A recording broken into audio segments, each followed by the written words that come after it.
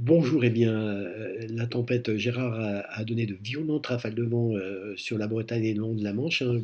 Regardez, si juste en dessous la rafale maximale relevée à 7 heures ce matin dans le département de la Manche, 163 km à l'heure à Carteret, et de nombreux records absolus de rafales de vent ont été mesurés sur ce même département en tout début de journée de ce lundi. Alors, justement, ce lundi, sur la moitié nord de la France, vous voyez que les rafales resteront très importantes, de la Normandie jusqu'à l'Île-de-France et jusqu'au nord-est, certainement 81 à 100 km à l'heure, localement 110 encore en bord de mer, et puis jusqu'à 100 km à l'heure sur les reliefs du nord-est, peut-être plus localement, mais on y reviendra en détail.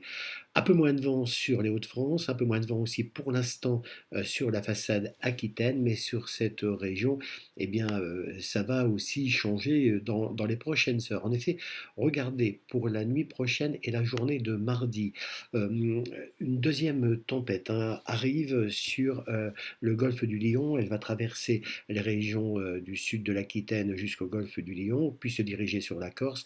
Et voyez qu'à son passage, localement, on aura encore des pointes, peut-être localement en bord de mer, à plus de 150 km à l'heure des Landes jusqu'aux Pyrénées-Atlantiques. Ce sera plutôt du côté de Biarritz, Anglette. Et puis, en traversant donc, ces régions proches du Pyrénées, on attend des rafales de vent dans les terres à plus de 100 km à l'heure. Ça sera le cas aussi dans le golfe du Lion, un peu moins peut-être sur la Gironde, mais regardez, en arrivant sur la Corse, il y aura aussi de violentes rafales de vent à plus de 110 km à l'heure.